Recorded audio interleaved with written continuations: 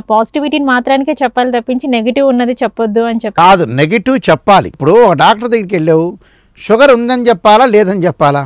ఉంటే ఉందని చెప్పాలి, లేకపోతే లేదని ఇక్కడ సామాన్య ప్రజలకు తెలియదు కదా. ఓకే, సామాన్య ప్రజలకు ఏం తెలుసు? ఈ జ్యోతిష్య పరంగా ఇంత చరిత్ర ఉంటుందని తెలియదు. మొన్న మధ్య నాకు అతను ఫోన్ చేశాడు. ఫోన్ చేశాగానే ఏముందిలే అనుకుంటున్నాడు జ్యోతిష్యం అంటే. ఊర్లలో పురోహితులు కానీ ఎవరైనా సరే రేవతి నక్షత్రమైంది, దేవగణమైంది, రాక్షగణమైంది, దేవగణం కలుస్తుంది, అలాగే గుర్రము ఏనుగా కలుస్తుంది, 18 పాయింట్లు వచ్చినాయి సింపుల్గా చెబుతారు. ఆస్ట్రాలజీ సింపుల్గా లేదు, కొన్ని వేల బుక్స్ ఉన్నాయి. నేనే 15 పుస్తకాలు రాశాను. ఆస్ట్రాలజీలో నెంబర్ ఆఫ్ డిగ్రీలు క్యాలిక్యులేషన్ ఉంది, రకరకాల చక్రాలు ఉన్నాయి. ఇప్పుడు రాశిచక్రంలో తెలియంది నవాంశంలో తెలుస్తుంది, అంటే స్కానింగ్లో తెలియంది ఎంఆర్ఐ స్కాన్లో తెలుస్తుంది. ఇన్డెప్త్గా మనం ఆలోచన చేసి వీళ్ళు జాతకం చెప్పించుకోరు. ఓకే, వివాహం ముఖ్యమా, సంతానం ముఖ్యమా, పిల్లల డెవలప్మెంట్ ముఖ్యమా, ఆరోగ్యం ముఖ్యమా? కొంతమంది మ్యారేజ్ బ్యూరోలో డబ్బులు కట్టని వ్యక్తులు కూడా ఉన్నారు. ఎందుకు అవుతుంది?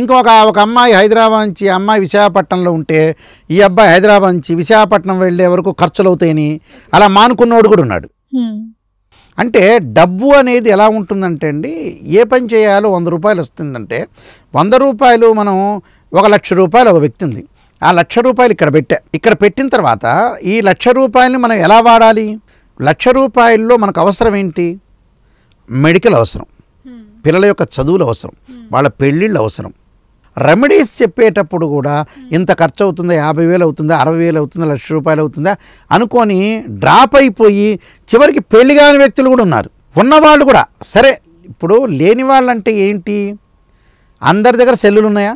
అందరి దగ్గర టీవీలు ఉన్నాయా? అందరి దగ్గర ఫ్రిడ్జ్లు ఉన్నాయా? పల్లెటూరులోనే ఒక కూలీకి వెళ్తేనే 800, 900 వస్తాయి, 4 వెళ్తే 3,000 రూపాయలు వస్తాయి. వాళ్ళు 20 రోజులు వెళ్ళినా కూడా 40,000, 30,000 సంపాదిస్తారు. సరే, వాళ్ళ స్తోమతను బట్టి జాతకం చూపించుకోవచ్చు, తప్పు